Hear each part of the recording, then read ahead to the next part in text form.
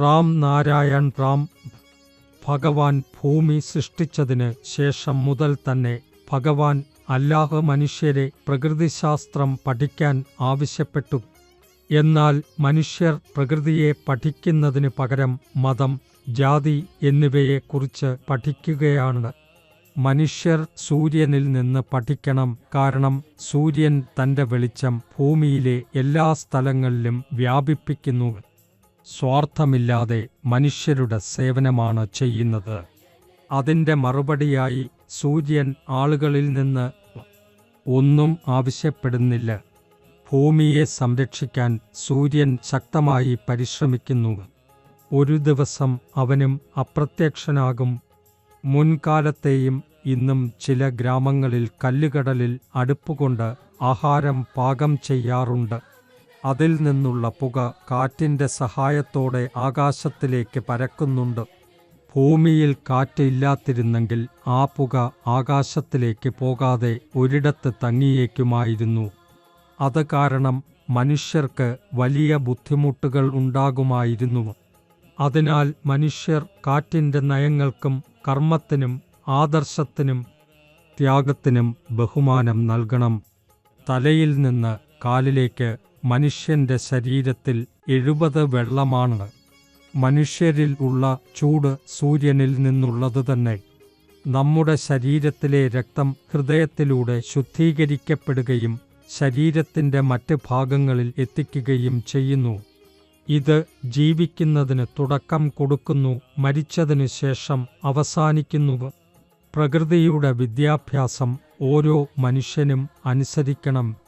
മരങ്ങളും ചെടികളും കാറ്റും വെള്ളവും എന്നിവ പ്രകൃതിക്ക് ഹാനി ചെയ്യുന്നതല്ല, പകരം ജീവൻ നൽകുന്നതാണ്. ഭൂമിയിൽ വളരെയധികം മലിനീകരണമാണ്. ഈ മലിനീകരണം പരത്തുന്നത് മനുഷ്യരത്രേ. ഭൂമിയിൽ ഇത്രയും യുദ്ധങ്ങൾ നടക്കുന്നത് എന്തിനാണ്? കാരണം ഭൂമിയിൽ സ്വകാര്യ ഉടമസ്ഥതയുണ്ട്. ഈ പോരാട്ടം പണത്തിനായും അഹങ്കാരത്തിനായും ഭൂമിയുടെ അടിവശത്തുള്ള ഖനിജങ്ങൾക്കായുമാണ് നടക്കുന്നത്. ഭൂമിയിൽ നിന്ന് ഉടമസ്ഥതയും സ്വകാര്യ അധികാരവും നീക്കം ചെയ്യുന്നതുവരെ മാറ്റം സംഭവിക്കില്ല. ഒരു മനുഷ്യൻ ധനികനായ ഒരാളുടെ വീട്ടിൽ ജനിച്ചാൽ അവനും ധനികനാകും. ഈ സിസ്റ്റം വളരെ തെറ്റാണ്. മറ്റ് ആളുകൾക്കും സമ്പന്നരാകാനുള്ള അവസരം നൽകേണ്ടതുണ്ട്. ഭരണഘടന ഉണ്ടായിട്ടും ഭൂമിയിൽ നിന്നും ദുഃഖം അകറ്റപ്പെട്ടിട്ടില്ല. ഇന്നുവരെയും ഭൂമിയിൽ ദാരിദ്ര്യം നിലനിൽക്കുന്നു. ഇന്ദിരാഗാന്ധി ഇന്ത്യയിൽ നിന്നു ദാരിദ്ര്യം നീക്കാമെന്ന് പറഞ്ഞു. പക്ഷേ അവർ ദാരിദ്ര്യം നീക്കാൻ പകരം ദരിദ്രരെ തന്നെ നീക്കിക്കളഞ്ഞു. മുമ്പ് നടന്മാരും നടിമാരും സംവിധായകർ നൽകുന്ന സ്ക്രിപ്റ്റ് പറയുകയും അതിൽ എന്താണ് ഉള്ളതെന്ന് നോക്കാതെ ഡയലോഗുകൾ പറയുകയും ചെയ്തു. അപ്പോൾ അവർ മിക്കവാറും മതത്തിനെതിരെ സംസാരിക്കാറോ മതത്തിന് പിന്തുണ നൽകുന്ന രീതിയിലോ സംസാരിച്ചിരുന്നു. ഇന്ന് അതേ നടന്മാരും നടിമാരും രാഷ്ട്രീയത്തിലേക്ക് എത്തിയിരിക്കുന്നു. ഇപ്പോഴും അവർക്ക് നൽകിയ സ്ക്രിപ്റ്റ് അനുസരിച്ചാണ് സംസാരിക്കുന്നത്. അവർ അതുപോലെ പറയാതെ പോയാൽ അടുത്ത തെരഞ്ഞെടുപ്പിൽ ടിക്കറ്റ് തന്നെ ലഭിക്കില്ല. ഇത് അവരുടെ രാഷ്ട്രീയ ബിസിനസ്സായി മാറിയിരിക്കുന്നു. അതിനാൽ ജനങ്ങൾ സെലിബ്രിറ്റികളിനെ പിന്തുടരേണ്ടതില്ല. അവരുടെ മുഖാന്തിരം പറയപ്പെടുന്ന മതത്തെയോ മറ്റേതെങ്കിലും കാര്യത്തെയോ പിന്തുടരേണ്ടതില്ല. അവർ അവരുടെ ജോലി മാത്രമാണ് ചെയ്യുന്നത്. ജനാധിപത്യത്തിൽ ഓരോരുത്തർക്കും തങ്ങളുടെ ഇഷ്ടമുള്ള സ്ഥാനാർത്ഥിയെ തിരഞ്ഞെടുക്കാനുള്ള സ്വാതന്ത്ര്യമുണ്ട്. എന്നിരുന്നാലും ജനങ്ങൾ ചതിക്കപ്പെടുന്നു. അവർ അവരുടെ മനസ്സോടെ വോട്ട് ചെയ്യാതെ മറ്റുള്ളവരുടെ വാക്കുകൾ കേട്ട് തീരുമാനങ്ങൾ എടുക്കുന്നു.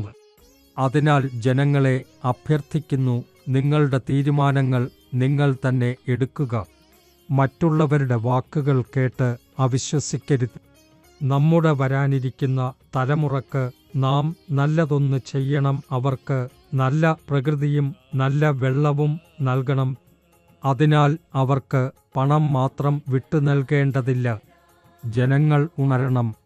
പ്രധാനമന്ത്രി മോഡിയും സ്വകാര്യ ഭരണഘടനയെ മാറ്റി പ്രകൃതിയുടെ ഭരണഘടന വരുത്തണം.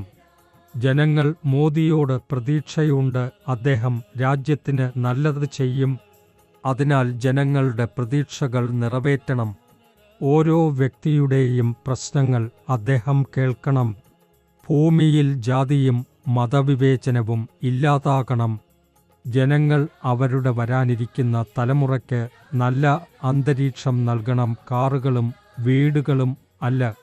ജനങ്ങൾ പ്രകൃതിയെ സ്നേഹിക്കണം, പ്രകൃതിയുടെ നയങ്ങൾ പിന്തുടക്കണം. റാം നാരായൺ റാം എന്ന ജപം ജനങ്ങൾ ചെയ്യണം, അത് മനസ്സിന് സമാധാനം നൽകും.